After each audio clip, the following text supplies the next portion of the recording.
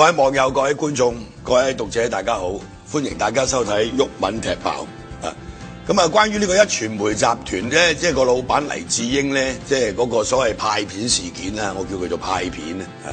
咁啊，而家年青嘅一輩可能唔知道咩叫派片啊！派片咧就係即係有人派片就有人收片啊！呢個就係香港啊！呢個未有 ICAC 嘅時候咧即係所謂百花齊放時代黃賭毒啊嗰啲大檔咧或者嗰啲色情架步咧，咁啊有人負責咧就去派片，就即係賄賂呢個警務人員，咁啊有人負責收片係嘛？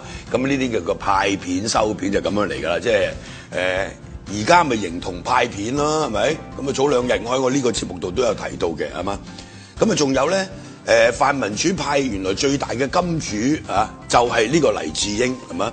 咁你話我哋收呢啲捐款咧係冇呢個附帶條件嘅，咁你就真係即係同一個即係神經有問題嘅人講咧，佢都可能唔相信嘅，係咪？即係單一嘅金主添啊！如果對於民主黨嚟講，過千萬嘅一年係咪？咁所以咧，你話冇附帶條件係冇人會相信嘅。嗱呢個咧。就牽涉到呢個泛民主派嗰個政治道德嘅問題啊！當然喺法律上咧，即係你可能係吹佢唔脹都未定，但係亦都可能喺法律上咧有得追究都未定啊！咁所以有啲人咧，啲好事者或者嗰啲佢嗰啲親家對手，咁啊，梗係有 ICAC 投訴佢噶啦，唔使講係咪？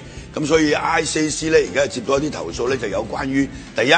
有一位前任政務司司長陳方安生係咪？究竟有冇牽涉到呢個延後利益咧？佢攞咗黎智英幾百萬係咪？黎智英就話呢幾百萬俾佢就因為佢有當嘢喺度有個2020即係一個智庫係嘛？咁所以就俾幾百萬佢。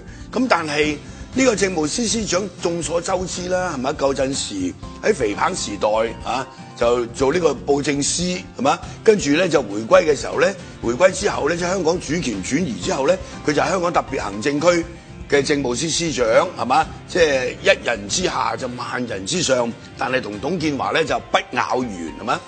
咁佢一直以來佢對民主有咩貢獻啊？係咪？佢係一個行政主導入邊嘅所謂政治體制嘅政務司司長係咪？佢好民主咩？係嘛？咁唔覺啊係咪？咁但係。有啲人就話冇所謂嘅係嘛？有啲人無論佢以前做過乜講過乜，只要今天站喺民主呢一邊或者站喺人民呢一邊咧，咁我哋都歡迎佢嘅咁。但係陳方安生係忽然民主，咁由呢個忽然民主咧之後咧，對於呢個所謂壹傳媒咧，就即係多番回護係嘛？即係經常都係個立場，大家睇到好清楚嘅，就企硬喺呢個。即係黎智英呢一邊嘅，咁原來真相大白，佢都收咗幾百萬，咁於是有啲人就話：喂，呢個係咪一個延後利益咧？會唔會牽涉到呢個所謂公職人員行為失當呢？即係普通法裏邊，即係等於而家許仕仁俾人告上法庭嘅其中一條罪。咁於是有啲人就話：喂，查下好喎。咁嗱，呢個係此其一。但係對於啲議員嚟講咧，現行嘅法律對佢嚟講，即係究竟有冇即係可以規範嘅咧？咁我自己睇到就冇㗎喎，係咪？點解冇咧？譬如話呢個選舉舞弊條例咁，但係呢個選舉舞弊條例呢個選舉2012年個選舉已經過咗咯喎，咁呢啲錢俾佢哋嘅係咪貨選舉嘅咧？係嘛？咁而家就口話口賠㗎啫。黎智英就承認咗係嘛？其中2位泛民議員佢俾嗰啲幾廿萬濕碎嘅咧，就俾佢選舉用嘅咁。咁如果即係呢個係事實嘅話，如果即係黎智英又會出嚟作證我俾錢佢選舉，但係佢又冇申報黎智英俾咗幾廿萬佢選舉嘅話咧，咁呢個就真係會違法嘅，係咪？不得，但係呢個好易解話嘅，係咪？所以呢一條咧都好難搞到佢㗎啦，係咪？即係，但係有啲議員就覺得，喂，呢個廉政公署可以受理嘅。即係關於呢個所謂選舉及舞弊條例，可能係未必可以搞到佢哋呢班人咁但係咧立法會有一個叫做議員個人利益監察委員會，係嘛？咁如果啲議員漏報呢個利益咧，咁委員會就可以開會跟進事件，甚至乎可以作成處分咁呢個有得做啦啩咁。咁於是咧呢個工聯會咧即係親共嘅工聯會就率先發難幾位議員咧就有5位議員咧就聯署就指控呢個收受黎智英捐款嘅議員咧，可能已經違反議事規則第83.5D 條，就希望呢一個所謂議員個人利益監察委員會咧就去跟進。嗱，呢個議員個人利益監察委員會咧就由啲議員組成嘅，主席咧就係民建聯嘅葉國謙副主席咧就好似係劉慧卿，即係民主黨嘅咁就好玩啦，係嘛？嗱呢個咧，即係大家又唔需要對呢個所謂大家唔需要對呢個工聯會嘅呢個聯署或者要求跟進咧，就即係咩希望？個理由好簡單嘅，呢個主席就係葉國謙，咁咪建制派，咁人哋話佢同我係即係大家係敵對立場嘅咁呢個係唔公正。咁好啦，另外副主席係劉慧卿，咁佢民主黨攞咗呢個黎智英咁多錢，咁呢啲人全部應該避席，咁剩落嚟剩翻啲咩人啊？係咪？好啦，當你可以喺呢個會裏邊傾，大家傾到最後咧我哋要處理呢件事啦，咁就算你要作成呢個處分，係咪都冇用嘅，因為要分組投票，係嘛？呢個處分嘅動議分組投票，咁你泛民主派投反對票，係嘛？咁分組投票係過唔到嘅喎，係咪？即係相關嘅條文咧，即係議事規則裏邊其實講得好清楚㗎啦，就係議員無論佢喺參選期間或者當選議員之後，收到來自任何人士或者組織嘅財政贊助嘅時候咧，都需要作出個人利益嘅登記同埋申報，係嘛？如果個議員一次過收取任何人或者組織價值超過1萬蚊嘅實惠，就要喺14天內向立法會申報，係嘛？咁條文就寫得好清楚嘅咁但係呢個唔係法律嚟嘅，呢個係立法會嘅即係議事規則，係咪？議員去申報嘅利益嘅時候，有時好多漏報啦，係咪？咁間唔中你睇到報紙都會即係講呢啲漏報嘅即係議員漏報利益呢啲咁嘅事件都經常發生嘅，係咪？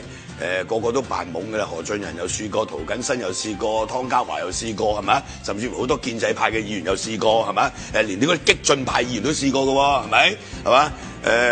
即係有啲報得嚟唔係好清楚嘅，譬如我舉個例舊年就揭發咗咧涂謹申或者民主黨公民黨甚至建制派一大批人咧就接受咧國泰航空公司嘅豪華款待，坐私家士商務客位就去收飛機。嗱，講起呢個收飛機咧，其實年年都有嘅喎，或者隔3、2年就會有一次。咁國泰咧就會即係寫封信俾啲議員，我哋而家去巴黎邊度俄羅斯美國收架飛機翻嚟，咁大家咧就即係歡迎我哋即係啲議員嚟參加咁然後咧坐私家士住5星級酒店，可以攜券，係咪？咁但係唔係每一個議員都有將呢件事去申報嘅。喂，大佬，呢件事嘅利益，一個人被計呢個捐數超過10萬，係一間單一嘅呢個係商業機構航空公司喺立法會好耐㗎啦，好多年㗎啦。呢個所謂收飛機係咪？啲建制派有啲去咗幾次㗎啦，係咪？舊年一揭發咧，點樣揭發咧？就涂謹申個老婆就 post 咗張相上去 Facebook， 哇！一大班人有建制派又民主派，哇！開心到不得了，係嘛？去收飛機，哇！一齊玩住5星級大酒店，係嘛？嗱，呢啲議員有冇申報咧？有啲人冇申報嘅。係嘛？好啦，後來揭發咗之後，有啲人咧就退錢啦，包括即係呢個民主黨啲人話退錢就退翻啲錢出嚟。咁點解要退翻啲錢出嚟？如果你覺得係冇事嘅話，係嘛？最可笑嘅就係有位激進派嘅議員，係嘛？人民力量嘅陳偉業，係嘛？原來佢曾經喺2010年即係接受過2011、2010年接受過2次同樣嘅款待，係嘛？帶埋個老婆，其中一次咧仲喺俄羅斯同貪曾一齊，係嘛？然後佢行出嚟咧，即係未被揭發之前，大仁大義喺度譴責呢個貪污腐敗。嗱，呢啲就係即係成個立法會，你即使有呢個咁嘅申報嘅機制，都冇用嘅，係咪？即係你係冇辦法去防止呢一種咁嘅即係所謂貪腐嘅行為，或者接受啲不當嘅政治捐獻，你係一啲辦法都冇，係咪？所以我喺呢個即將要提出嘅全民修憲嘅動議辯論裏邊咧，我係特別提出，即係話一定要制定呢個政黨法同埋政治捐獻法。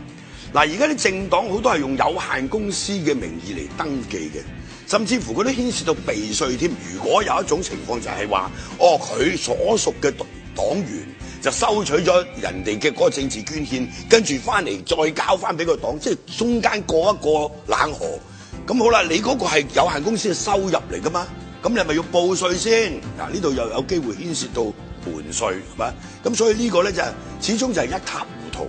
但係我對於即係話 ICAC 去立案調查呢啲咧，我就不表樂觀嘅。個理由好簡單，一直以來都係咁樣做嘅咧，係咪？你包括民建聯或者工聯會其他啲政黨收嗰啲政治捐獻，佢係唔需要申報噶嘛？按照現行嘅法例，係咪？佢係唔需要申報嘅，係咪？即係有啲佢係作為佢有限公司，咁佢有盤帳，咁有人核數，咁做得清清楚楚，你就吹佢唔漲嘅喎，係咪？嗱，而家嗰種臭蟲論咧，我係覺得好荒謬嘅，係咪？即係話民建聯收得仲多過我哋啦，咁點解咧？請問係咪？咁仲有一種理論就係收黎智英嘅錢係比較正義嘅，因為佢支持民主，佢叫民主禮。大佬呢個真係見仁見智喎，佢賄賂賄淫，搞黃色新聞，作假新聞，搞到好多人家散人亡，甚至有啲人因為佢啲報導走去跳樓，係咪？呢啲係不義之財嚟嘅。如果你問我，係咪？你民主派收呢啲錢啊？有啲人而家仲要發表評論就佢推動民主功不可沒，又難為佢啦，一個人決睇晒成個民主派，民主派真係好慘啊，都冇錢嘅咁。喂，呢個真係天曉得啦，真係，係咪啊？咁如果呢一啲所謂護航嘅呢啲理論講得通嘅話咧，咁單一個金主都好危險喎。你話你唔聽佢講，你即打死我都唔會相信喎，係咪？你睇下近年來成個操作關於政改，和平佔中、電子公投、毅行，全部後邊操盤嗰個就係黎智英，係咪？佢俾得咁多錢主教，叫佢去毅行，主教咪去毅行咯，係咪？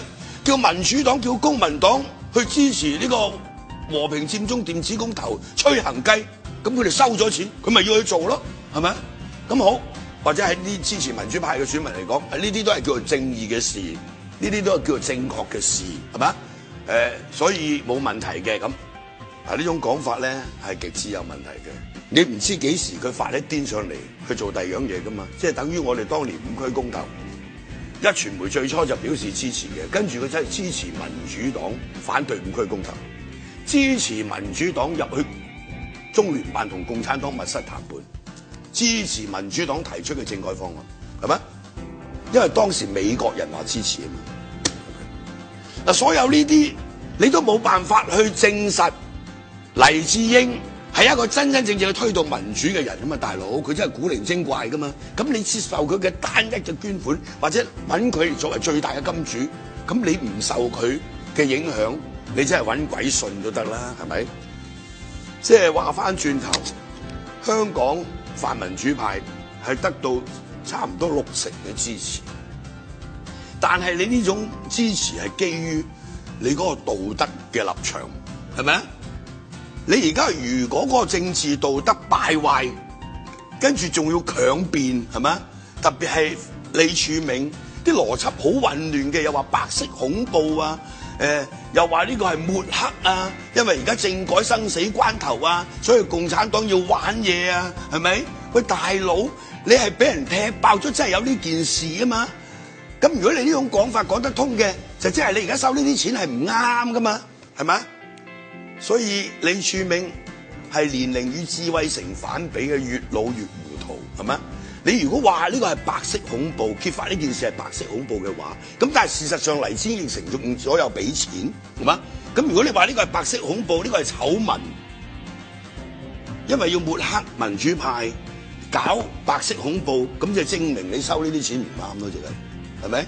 即係等於佢同樣講一句説話，邏輯係好混亂嘅，就係咁收大陸錢嗰啲係咪要聽大陸講啊？咁即係佢係回應有啲人話收黎智英錢要聽黎智英講，咁就反問翻收大陸錢係咪要聽大陸講啊？咁收大陸錢梗係要聽大陸講咧，廢話係咪？咁咪即係使黎智英錢咪要聽黎智英講咯，係咪？所以泛民主派經過呢一次咁嘅醜聞之後咧，如果佢唔去痛徹反省，甚至乎支持制定呢個政黨法、政治捐獻法，佢哋嘅前途都係非常之坎坷嘅，因為香港市民特別係支持民主派嘅選民就會唾棄你。